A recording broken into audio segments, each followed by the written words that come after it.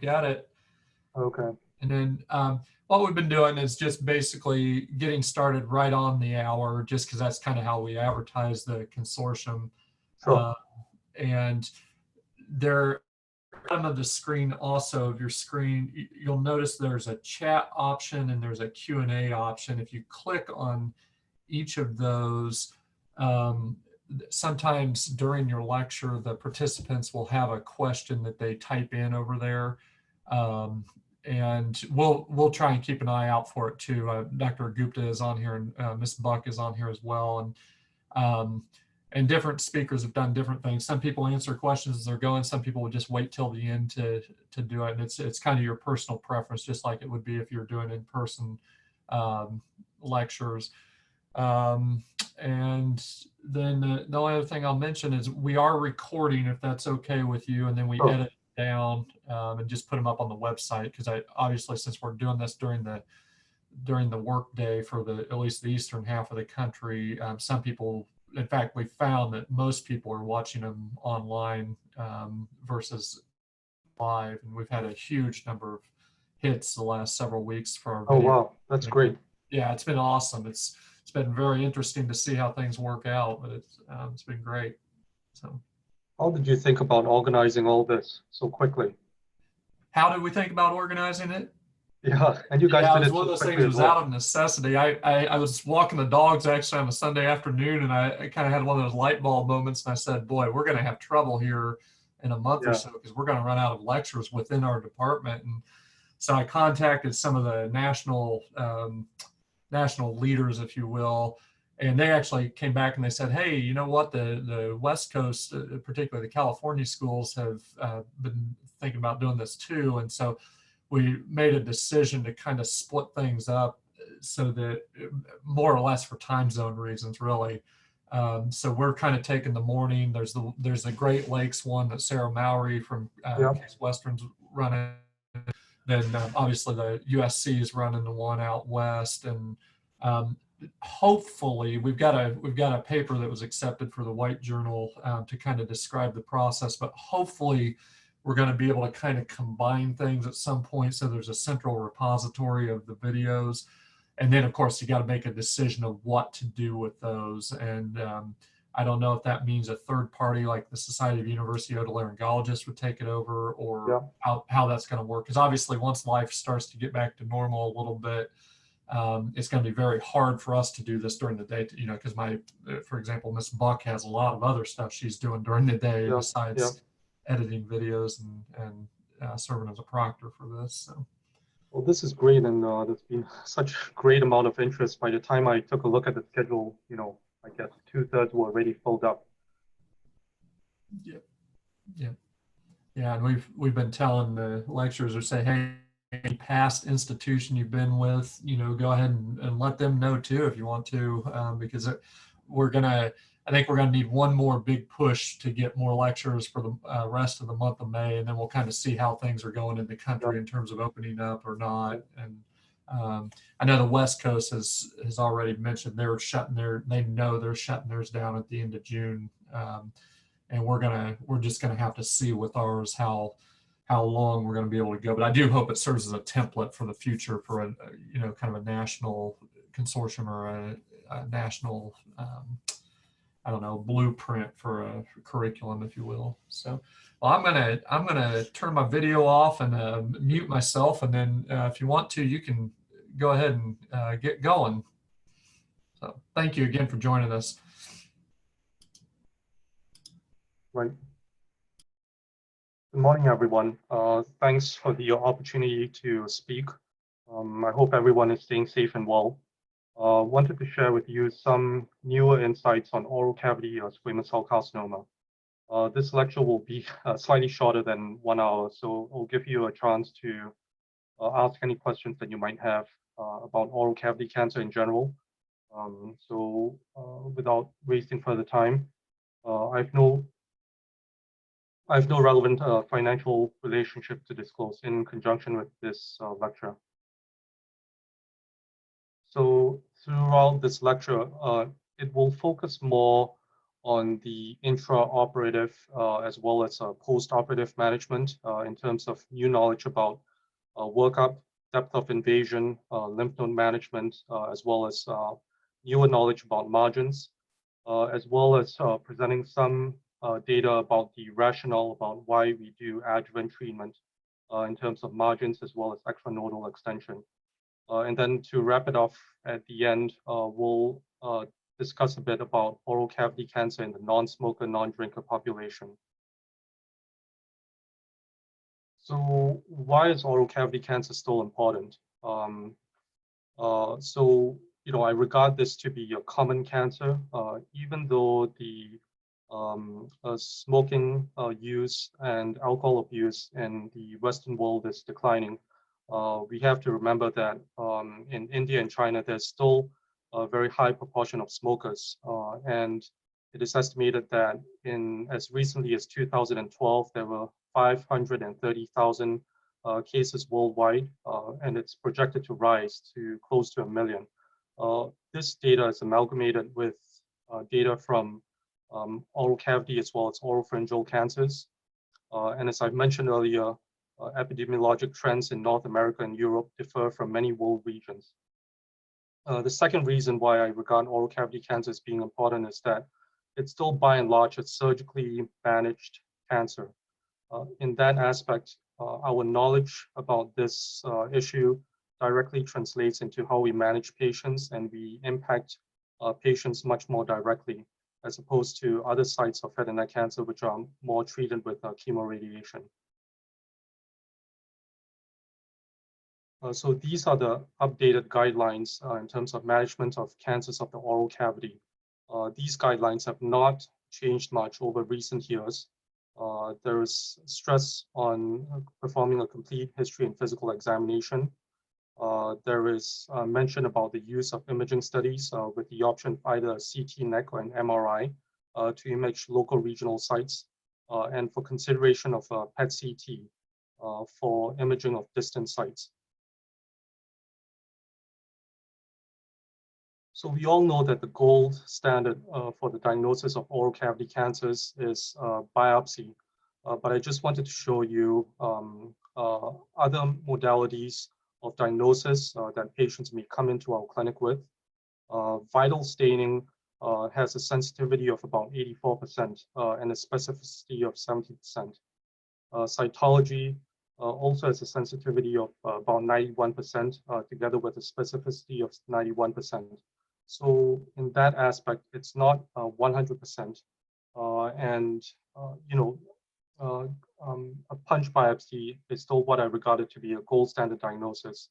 Spectroscopy is used in a lot of dental offices, and once again, it suffers from low specificity.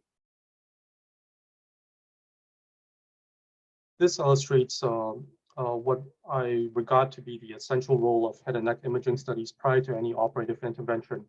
On the picture on the left is a lady with an endophytic tongue cancer.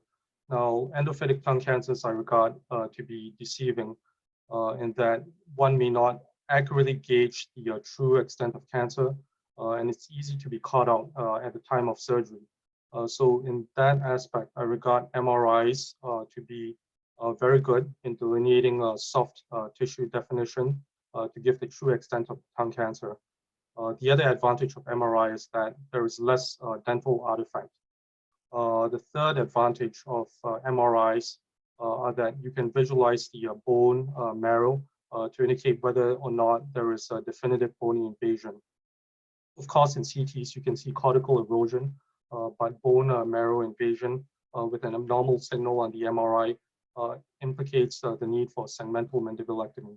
So as you can see here, although this lady doesn't have a marked growth on the tongue, there's infiltration of the tongue way past midline, and it's poorly defined, indicating cancerous spread to the contralateral side of the tongue.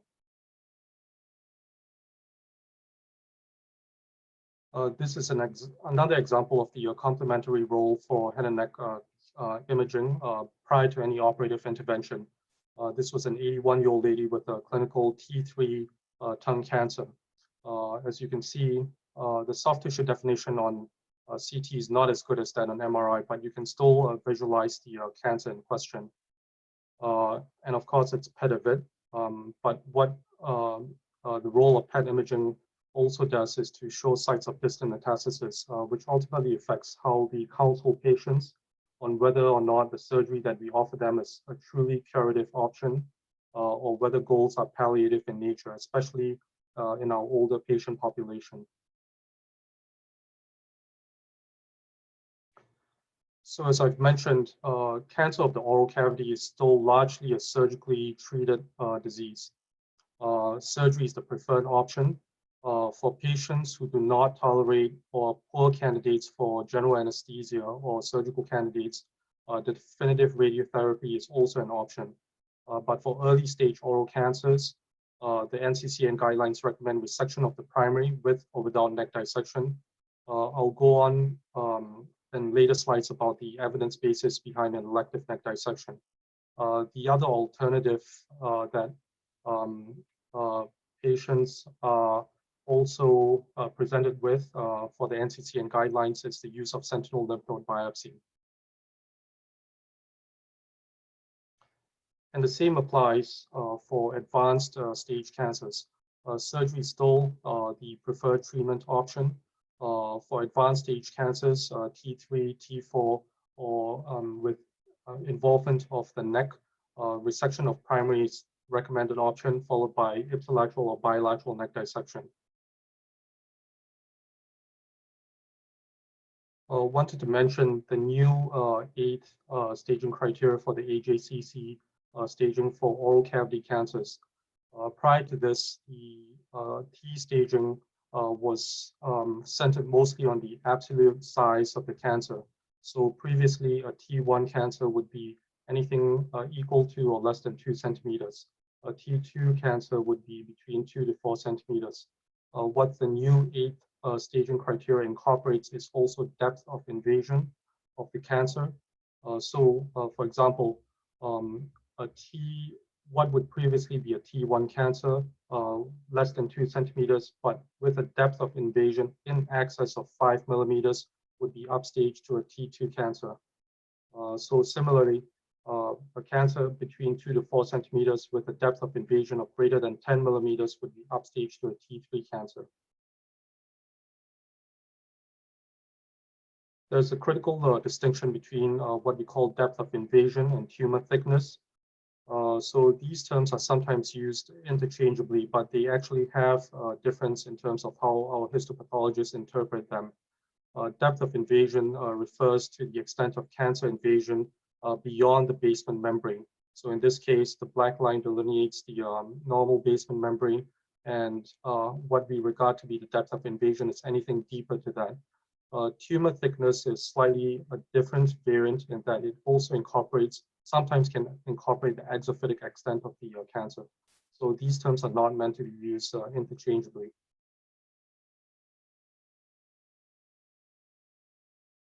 This is the latest high quality evidence that we have with regards to the use of elective neck dissections.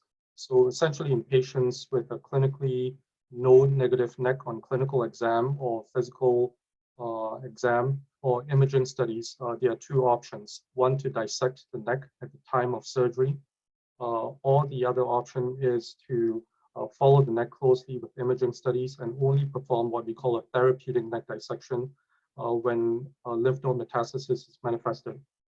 So this was a prospective randomized controlled trial of around 500 patients with T1 or T2 clinically node-negative cancers with a median follow-up of over 3 years.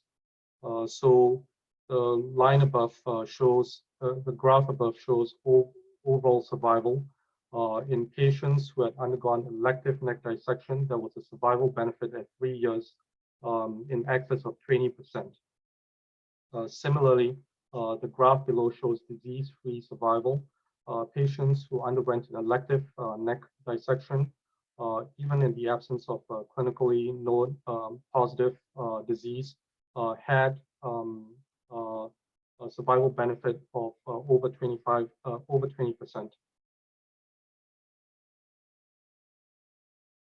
When the authors took a look at the clinical characteristics based on subgroup, it showed that there was evidence for lack of benefit for neck dissection for thin tumors, meaning depth of invasion less than 3 millimeters. 71 patients had this clinical characteristic. And what they also found was that depth of invasion of the primary tumor was the only factor that was significantly associated with node positivity. So there was a marked increase in cumulative node positivity with an increasing depth of invasion from 3 millimeters to 4 millimeters, from 5.6 to almost 17%.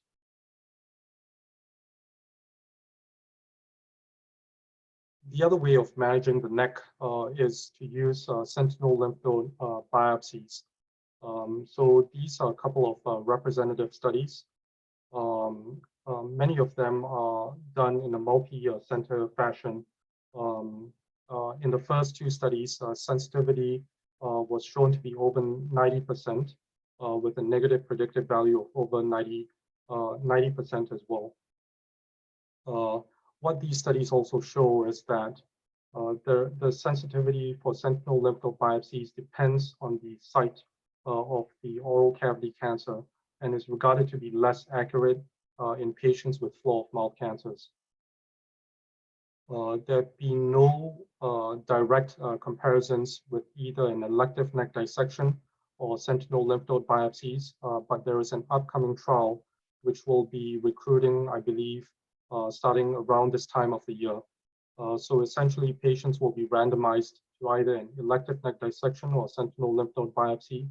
And this trial utilizes PET CTs as a way of verifying clinically node negative patients. So patients who have evidence of PET positive, PET-avid lymph nodes will not be eligible for this trial. The primary outcome measure in the phase 2 component of this trial is actually patient-reported quality of life endpoints, while with a longer follow-up, the phase 3 component of this study will actually focus on survival as well as patient-reported quality of life outcomes. So moving on, why do we care about margins during surgical resection? So what we call to be conventionally called to be a clear margin is any margin less than 5 millimeters from the closest invasive front of the cancer. And a closed margin is anything to be regarded less than 5 millimeters from the invasive front of the cancer. This was a multi-institutional collaborative study of over 1,300 patients with clinically node negative early stage oral cavity cancers. And what you can see here is that for patients with free margins less than greater than 5 millimeters, local recurrence-free survival was much improved over patients with either closed or positive margins. This study, 2.6% of patients had positive margins versus 16.3% with closed margins. And closed margins were not shown to have a definitive survival improvement over positive margins. As you can see, the local recurrence-free survival was almost similar.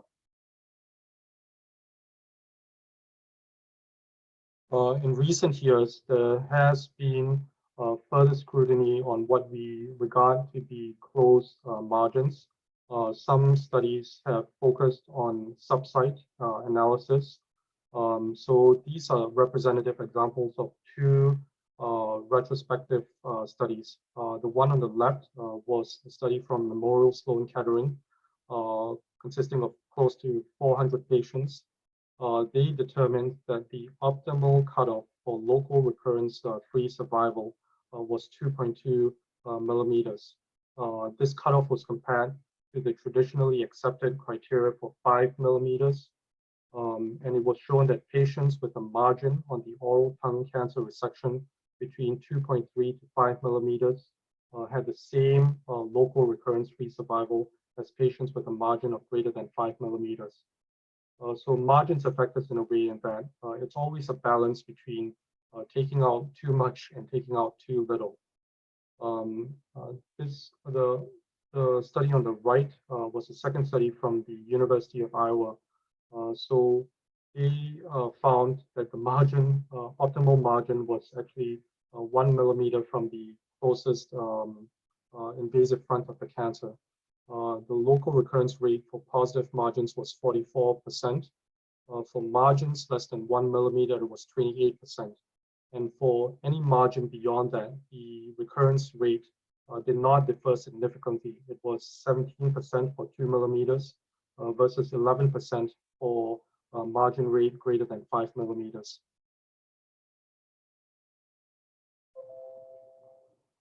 Next issue with margins that we are now beginning to become more aware of is where we take the margins from. There are essentially three different philosophies. One, you do not take any margins at all and just rely on the histopathology interpretation of the final resection. The second philosophy is to take margins from the specimen itself. And the third philosophy is to take margins from the tumor bed, from what's remaining on the patient. So this was a study of 280 patients who underwent either of these margin sampling options.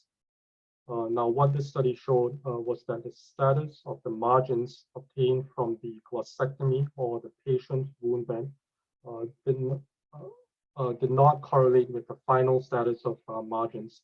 However, when you take margins from the specimen itself, it showed a higher correlation with final margin status as well as the local recurrence rate. This was another study from Israel. In this study, patients were randomized to either margins obtained from the glossectomy specimen or from the tumor bed specimen. What they wanted to do was to ascertain which mode of margin sampling provided clearance of adequate margins, leading to reduced use of adjuvant therapy. So this study had 71 patients. 30% of those who had margins taken from the tumor bed.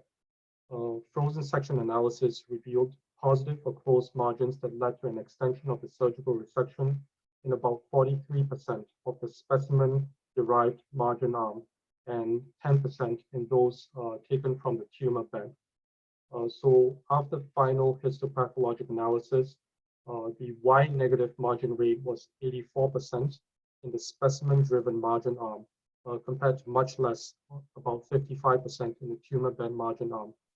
And so the authors were able to demonstrate that extension of the surgical resection prevented escalation of treatment using adjuvant radiation in close to 40% of patients where margins were obtained from the specimen-driven arm, compared to only 10% in those in the patient or tumor bed driven margin arm. So moving on to adjuvant therapy. Much of the basis for why we use adjuvant radiation or adjuvant chemoradiation is derived from these two landmark papers. The publication on the left is the RTOG 9501 group. So this trial defined high-risk patients as those with positive surgical margins greater than 2 or more involved regional nodes or extranodal extension. The paper on the right, which was published about the same time, was a European-based study, what we call the EORTC 22931. They had a slightly wider criteria of what we considered high-risk features. So they included patients with T3 or T4 disease, positive surgical margins, extranodal spread, perineural or lymphovascular invasion, or oral cavity or oropharyngeal cancers with level 4 or level 5 nodes. In both of these studies, the proportion of patients with oral cavity cancers was not much. It was in the region of 20%.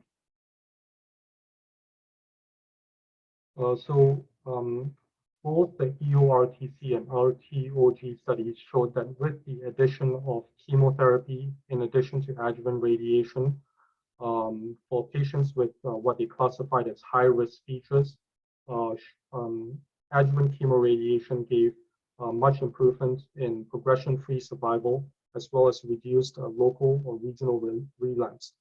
The EORTC trial was able to demonstrate improved overall survival in patients having chemoradiation, while the RTOG study did not.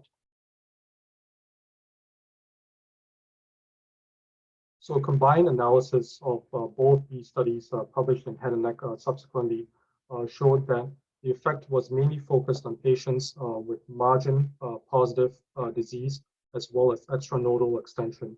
And so these form the basis for us using adjuvant chemoradiation in patients with these histologic features. This is an example of a histologic example of extranodal extension. The black bar delineates the capsule of the lymph node, and here you can see cancer breaching the lymph node. There is a push now towards classifying extranodal extension because it is acknowledged that there can be different grades of extranodal extension. However, all extranodal extension is still treated the same way by the NCCN, and the degree of extranodal extension is not incorporated into the decision-making algorithm for adjuvant treatment. So just changing tack slightly, I wanted to spend the next few slides talking about oral cancer in non-smokers and non-drinkers, which has particular relevance in the patient population that we see in the United States. So here we have analysis of SEER cancer registry data. From 1975 to 2005, what we notice is an overall decline in oral cancer among the white male population. But what you can also see here in terms of amalgamation of the signal is a slow but definite rise in oral cavity cancers in the white female population. Over here, it's estimated of an annual percentage change of about 4% a year. So there have been many theories on why on possible phenomenon for why this could be happening. Some researchers have postulated that there could be a genomic difference in patients without traditional risk factors who are young. So this was a study from MD Anderson. They isolated DNA from tongue cancers from young, what they call YT, so less than 45 years, and non-smokers compared to older patients. And these patients were subjected to whole exome sequencing and copy number analysis. They also analyzed a separate cohort from the Cancer Genome Atlas project. And what they found was that there were no significant genomic differences in terms of gene-specific mutations, as well as copy number alteration between young and old cancers with patients with and without traditional risk factors. So other groups have postulated that there could be contributing role for viruses similar to HPV cancer and HPV and oropharynx cancer. However, there's been no definitive evidence to show that this is the case.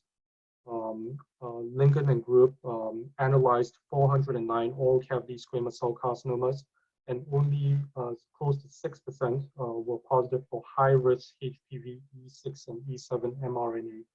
So that's regarded to be the gold standard for identifying whether or not a cancer is HPV associated, and they showed that this was a small amount. When you detect mRNA, it's shown to be the transcriptionally active form of the virus.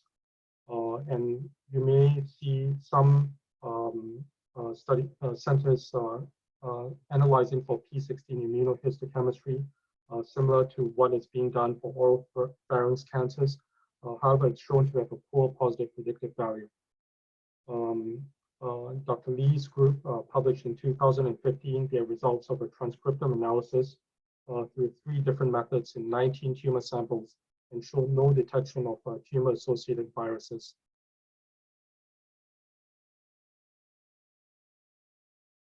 There is another thought that dental hardware and dental alloys could be a possible contributing factor. So why is this of significance? So the proportion of the US population obtaining dental work is increasing over the last 2 decades.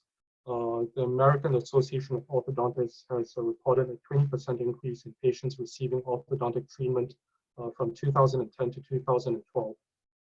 And NHANES data estimates that a third of all teeth in the adult population in the United States are filled or restored teeth. So this was a purely descriptive study published in Head and Neck in 2018, comprising of 54 non-smoker and non-drinker patients.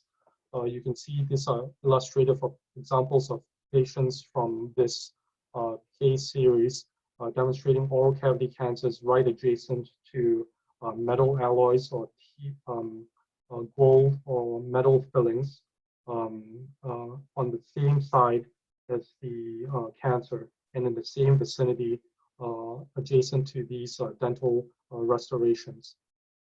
In these series, 74% of patients had exposure to any form of metallic or dental hardware. The younger population, those regarded to be less than 50 years, had exclusively oral tongue cancer, and almost 40% of them had orthodontic braces within 15 years before diagnosis. In the 51 and older age group, about 82% had crowns, dental implants, or dentures with metallic elements. So to conclude, depth of invasion is incorporated into the AJCC 8 staging criteria.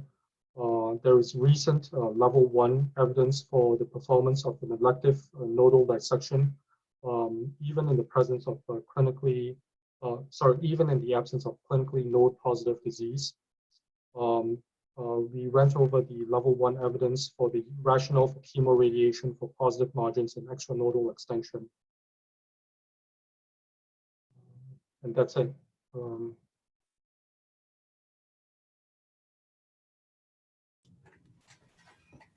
Thank you very much for that lecture. 1 hour scheduled.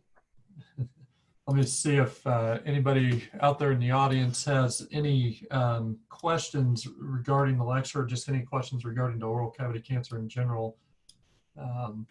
Wait just a minute or two here, Dr. Gooi.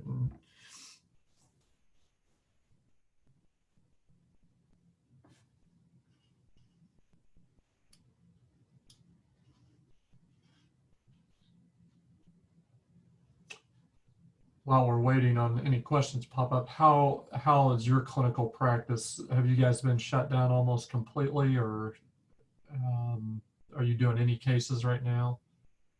A few. I deal with head and neck cancer, so I've done about 4 or 5 cancer cases